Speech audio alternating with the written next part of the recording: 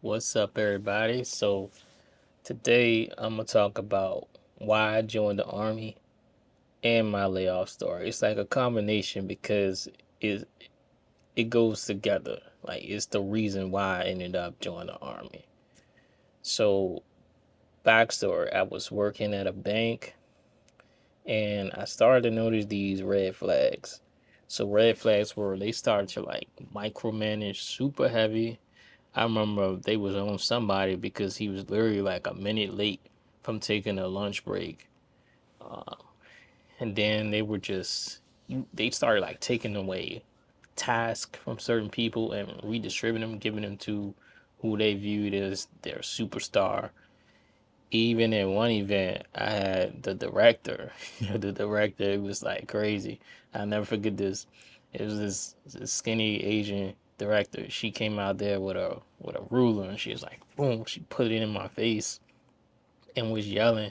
She was upset. I'm like, hey, what in the world? She was upset. She was mad because I ended up telling one of the customers doing an introductory call that I agreed that he should weigh his options instead of just go ahead and choosing one bank. I still believe on that today. Like, weigh your options when you're doing things. Just don't go with the first person. So she was upset because I didn't like aggressively sell them this bank to get them to go ahead and yeah book us.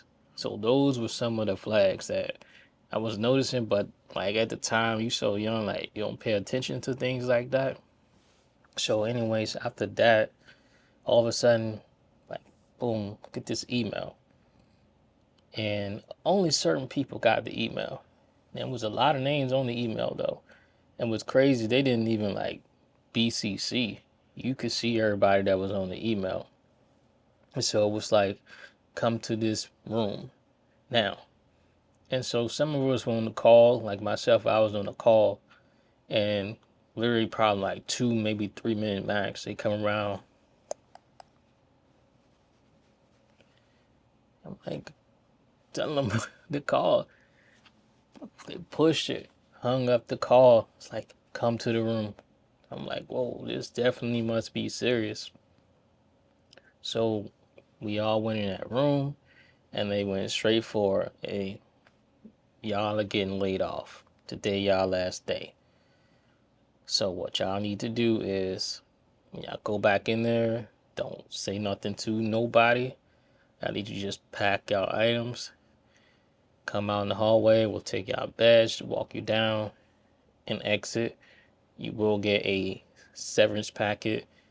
We will write a letter of recommendation if you need one. If you can request one from us. Do y'all have any questions? Like straightforward. And it was a lot of people in the room. A lot of people. And it was so sad because a lot of them were so close to retirement. Like they were asking questions about that. Like they were like, somebody was even like 2 months from retiring.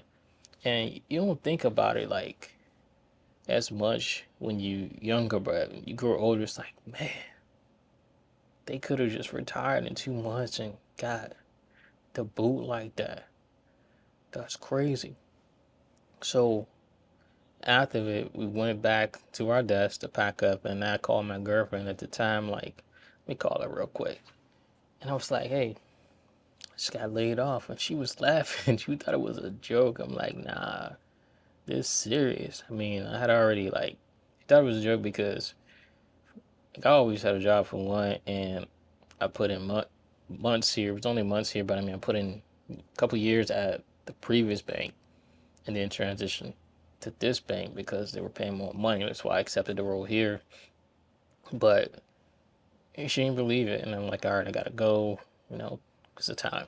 She called like right back, and she's like, you're playing. I'm like, I'm so serious. I'll call you when I get in the car. And so some of the people were trying to talk, like other people was like, what was y'all meeting about? And that's that fast. It's like leadership was out there. Hey, y'all hurry up, pack your things, come on, go. And so we all left, and when we got outside, everybody was down there. We were exchanging numbers, saying our final goodbyes and just talking like in disbelief. You know, couldn't nobody believe it. It was wild. And so after that, I stayed in communication with people that still work there because some of us even hung out outside of work, literally friends with some of them. And I remember when they telling us, man, tell me like they switched everything up here. We no longer working that Monday through Friday. I think it was like 8 to 4 or 8 to 4:30 or 8:30 to 4, one of them. We no longer working that shift. They didn't change us. And then we working, I think it was like 11 to 8 p.m. with rotating Saturdays. And we not even junior underwriters and processors no more. We just customer service reps. So we stay on the phone just talking to people all day. The micromanagers heavy, even the manager's not happy. The engineer in here just completely turned upside down. I was like, man, that's crazy. And probably like 2 weeks later, he's one of the dudes hit me up, man, we just lost a lot more other people. It's like, wow. And he's like, I gotta get out of here. Bunch of us saying the same thing. We gonna leave. So this was a mass layoff, and I wish I knew. Like it's always you wish you knew certain things, but when you're younger, you don't. You wish you knew certain things when you get older. Like for one, that notice it should have been a 60-day notice, which is the WARN Act. That's what should have happened. They literally just came boom with a mass layoff and laid off all of us just like that. Like we didn't have a fighting chance. But we we could have had give us some time. Like come on, to try to find other work. Let somebody know something. But after that layoff, I mean, we got the severance packet, and I got unemployment. But the thing about it, that ran out, and like it don't last forever. You know what I'm saying? So once that ran out, I still couldn't even get a job afterwards. I was searching everywhere, and it was like, well, you worked here at this bank. There's a competitor that was ours. It was some sort of like a bunch of excuses, if you ask me. So I was ended up doing temp work. I was like signing up for them agencies, and I was doing like they would send me like the warehouse to do some work. I remember one time I was counting traffic, so I was just doing little tasks I could do, but kept trying to get back in that world because that's where my experience lies.